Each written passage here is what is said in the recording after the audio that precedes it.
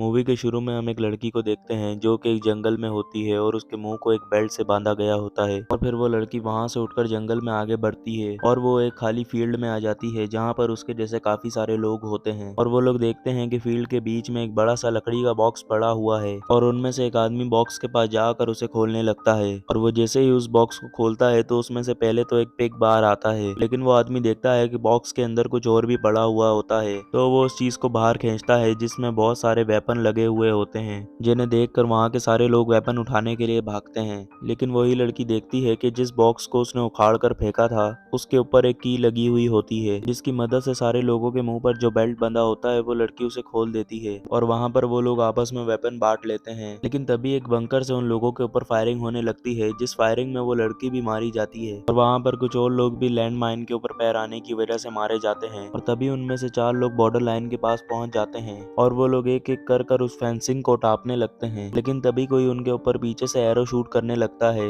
जिस वजह से उनमें से एक आदमी मारा जाता है और वो तीनों लोग वहां से भाग निकलते हैं। वो तीनों वहां से भागते हुए एक गैस स्टेशन पर जाते हैं जहां पर उन्हें एक ओल्ड कपल दिखता है और उनमें से एक आदमी उस ओल्ड कपल के ऊपर गन पॉइंट कर देता है और उनसे फोन मांगने लगता है और वो लोग उसे फोन दे देते हैं जिससे वो पुलिस को फोन लगाता है और वो पुलिस को अपनी मदद के लिए बुलाता है, लेकिन पुलिस उसका एड्रेस लेकर फोन कट कर देती है और तभी वो औरत जो इनके साथ आई थी वो वहां से कुछ उठाकर खाने लगती है जिस वजह से उसकी हालत खराब होती है और वो वहां पर गिर जाती है और जैसे ही वो आदमी मुड़कर देखता है तो वो ओल्ड मैन उसके ऊपर एक स्मोक ग्रेनेड फेंक देता है और फिर उसे अपनी शॉटगन निकाल कर शूट करके मार भी देता है और फिर वो दोनों उन तीनों की लाशों को स्टाफ रूम में फेंक देते हैं और वो पूरी जगह बिल्कुल साफ कर देते हैं और फिर उन दोनों को वायरलेस पर बताया जाता है कि एक लड़की उनकी तरफ ही आ रही है और वो दोनों से मारने के लिए रेडी हो जाते हैं और फिर कुछ देर बाद वो लड़की इधर पहुंच जाती है और वो लड़की अंदर आकर इनसे सिगरेट खरीदने लगती है और वो लड़की इनसे पूछती है कि ये स्टेट कौन सा है, जिस पर वो ओल्ड लेडी उसे बताती है कि वो आर्कनसा में है और फिर वो लड़की अपने पैसों की तरफ देखने लगती है और इसी बीच वो लड़की इन दोनों पर अटैक कर देती है। वो उस ओल्ड मैन को शूट कर मार देती है और वो उस ओल्ड लेडी को कहती है कि आर्कनसा में सिगरेट $6 का है और तुमने यहाँ पर गलती कर दी है और फिर वो लड़की उस ओल्ड लेडी को शूट करके मार देती है और फिर वो लड़की उस गैस स्टेशन से बाहर आ जाती है और वो वहां पर एक गाड़ी खड़ी देखती है जिसके वो पास जाती है तो उसे दिखता है कि इस गाड़ी में एक बॉम्ब लगा हुआ है और तभी वो लड़की कुछ झाड़ियों के बीच में जाकर बैठ जाती है। तभी वहां पर एक ड्रोन आता है जो कि उस गैस स्टेशन को चेक करने लगता है, लेकिन तभी कोई उस ड्रोन को शूट करके नीचे गिरा देता है और वहां पर एक और आदमी आता है जिसका उन्हीं लोगों की तरह शिकार किया जा रहा था और तभी वो लड़की भी झाड़ियों से बाहर निकल कर उससे मिलती है। वो लड़की उससे बताती है कि मैंने यहाँ से थोड़ी ही दूर पर एक रेलवे ट्रैक देखा था और वो दोनों उसकी तरफ जाने लगते हैं और रास्ते में वो आदमी लड़की को बताता है कि मैंने कहीं पर सुना था कि कुछ अमीर लोग हम जैसे आम लोगों को पकड़कर उनका शिकार करते हैं और वो आदमी उस लड़की को बताता है कि उसका नाम गैरी है, लेकिन वो लड़की उसकी बातों का कोई जवाब नहीं देती और रेलवे ट्रैक पर जाकर बैठ जाती है जिससे उसे पता लगता है कि ट्रेन आने वाली है और वो लोग दूसरी तरफ भागने लगते हैं और जैसे ही ट्रेन उनके थोड़ा करीब आकर स्लो होती है तो वो दोनों उस ट्रेन पर चढ़ जाते हैं और वो दोनों जिस ट्रेन के डब्बे पर चढ़े थे उसके अंदर काफी सारे लोग होते हैं और वो सारे लोग इन्हें बताते हैं कि वो लोग रेफ्यूजीज हैं, लेकिन गैरी को इन लोगों की बातों पर कोई यकीन नहीं होता तो वो इन लोगों के ऊपर गन पॉइंट करता है और इन्हें सच बोलने का बोलता है। लेकिन उसी वक्त ट्रेन रुक जाती है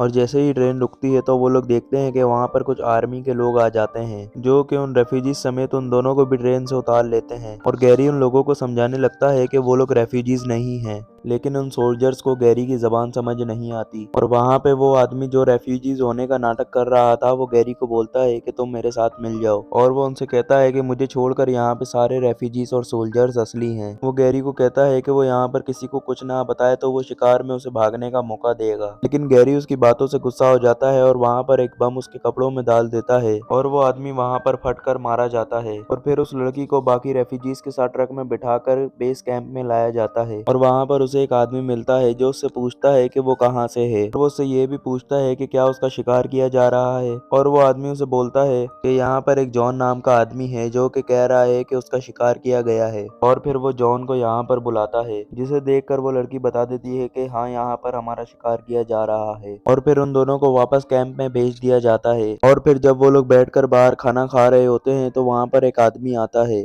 जो कि उन लोगों को वहाँ से ले जाता है, लेकिन जब वो रास्ते में जा रहे होते हैं तो वो लड़की उस आदमी को कार से लात मार कर गिरा देती है और फिर ड्राइविंग सीट पर बैठकर उस आदमी को कार से कुचल देती है और फिर वो कार से उतरती है और सीधा जाकर कार की डिक्की खोलती है, जिसमें वो देखते हैं कि गैरी की लाश पड़ी होती है। और जॉन उस लड़की से पूछता है कि तुम्हें कैसे पता चला कि वो झूठ बोल रहा था। तो वो लड़की उसे कहती है कि मुझे उस पर शक हो रहा था। और तभी उन दोनों को वहाँ पर वही पिग दिखता है जो कि उस बॉक्स में से निकला था। इसके बाद सीन शिफ्ट होता है और हम उसी बंकर को देखते हैं जिसके अंदर काफी सारे लोग होते हैं जो कि उन लोगों का शिकार कर रहे थे। और फिर उनमें से एक बाहर हल्का होने के लिए जाता है, जहाँ पर वही लड़की पीछे से आकर उसका गला काट देती है। और फिर बंकर के अंदर जो लोग होते हैं उन्हें बाहर से किसी की आवाज आती है और तभी वो पिग अंदर आ जाता है, जिसे वो सारे शूट कर मार देते हैं। और ठीक तभी वहाँ पर वो लड़की आ जाती है जो कि एक एक करके उन सबको मारने लगती है। इसी बीच उस ग्रुप का लीडर उस लड़की से फाइट बैक करने की कोशिश करता है, लेकिन वो लड़की बड़ी ही आसानी से उसे मार गिराती है। और तभी जॉन भी अंदर आ जाता है, लेकिन तभी जॉन के पीछे जो रेडियो रखा होता है उसमें से एक लड़की बोलती है, जॉन से पूछती है कि क्या उसने उस लड़की को मार दिया। और तभी वो दोनों एक दूसरे के ऊपर गन पॉइंट कर देते हैं, लेकिन जॉन उसे समझाने की कोशिश करता है कि मैं उनके साथ नहीं हूँ, लेकिन वो लड़की जॉन को भी शूट करके उसे मार देती है।